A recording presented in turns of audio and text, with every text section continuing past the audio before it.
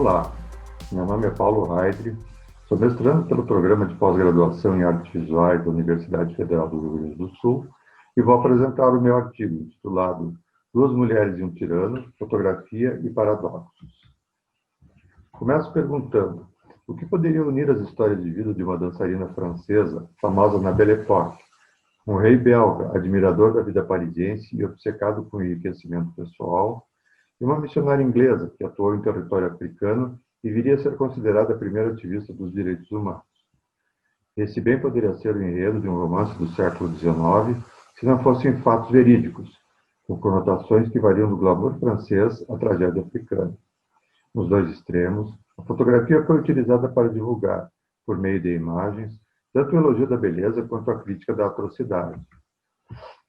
Iniciei esse estudo quando, preparando uma exposição de objetos da minha pesquisa sobre impressos comerciais no Rio Grande do Sul, selecionei uma embalagem impressa pela oficina litográfica de João Petersen para os cigarros Cleo, marca registrada na Junta Comercial de Porto Alegre em 1913. O painel principal da embalagem é ilustrado com o retrato de uma modelo que, sob então, trata-se de Cléo de Merode, bailarina francesa famosa na Belle Époque. Interessado na personagem, passei a estudar a sua biografia, encontrando a reprodução de um cartão postal que apresenta a mesma imagem, uma fotografia assinada pelo estúdio Reutlinger, de Paris, em torno de 1905. Nos chama a atenção que uma imagem que circulou na Europa em formato de cartão postal, em torno de 1905, tem ilustrado uma embalagem impressa no Rio Grande do Sul em 1913. 8 anos depois, o que pode ser considerado um curto espaço de tempo para os padrões da época. Cléo de Merode é uma das primeiras mulheres cuja imagem fotográfica foi divulgada em escala mundial, retratada pelos principais estúdios parisienses, Nadar, Reutlinger, Bank, Auguerin e Manuel. Considerado um dos primeiros ícones da modernidade, sua imagem foi amplamente explorada, ilustrando cartões postais, rótulos, cartas de baralho, etc.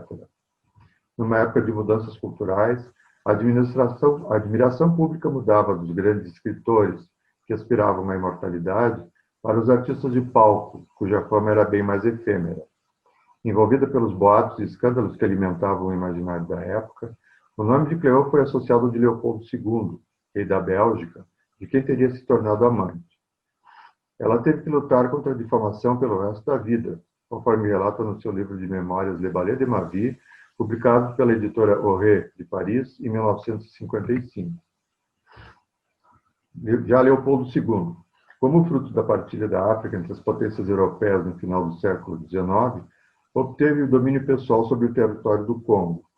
Constituiu a empresa Associação Internacional do Congo, transformando a colônia, na prática, em um feudo particular. Explorou inicialmente o marfim, mas depois voltou-se para a extração da borracha, com o aumento da demanda mundial pelo produto no começo da década de 1890. No Congo, a borracha era obtida na selva de um arbusto cuja exploração era difícil, sendo uma atividade impopular. Os belgas passaram a utilizar todos os meios para obrigar os homens a cumprirem as metas estabelecidas para cada aldeia. Surgiram então práticas como a tortura, o rapto e o estupro das mulheres como reféns e o assassinato como exemplo. Os vários artigos e manifestos publicados na época não chegaram a sensibilizar a opinião pública de modo a interferir na política externa dos outros países europeus em relação ao problema. As denúncias levaram o jornalista Edmund Morel a fundar a Congo Reform Association em 1904, realizando ações que finalmente levaram à transferência do território, do controle pessoal do rei, para o do governo belga em 1908. Alice Cecily Harris foi uma missionária batista e fotógrafa amadora que ajudou a documentar e divulgar ao mundo as atrocidades cometidas pelos belgas no então denominado Estado Livre do Congo. Casada com o pastor John Harris em 1898, pouco tempo depois ambos partiram como missionários ao Congo. Logo após a sua chegada, começaram a enviar relatórios descrevendo a situação do lugar, acompanhadas das fotografias tiradas por ela. Antes mesmo de retornarem à Inglaterra em 1902, suas imagens já eram divulgadas pela revista Regions Beyond, da missão que integrava. Uma das fotografias mais impactantes retrata um homem prostrado na entrada da tenda de trabalho dos missionários, olhando para algo à sua frente.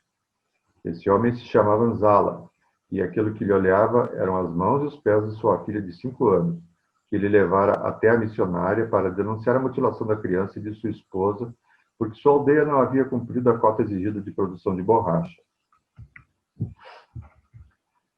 As imagens de Alice circularam de diversas formas ao redor do mundo, tanto pela ilustração de livros ou de palestras, quanto pela divulgação em forma de slides, na época em sistema de chapas de vidro chamado Lanterna Mágica.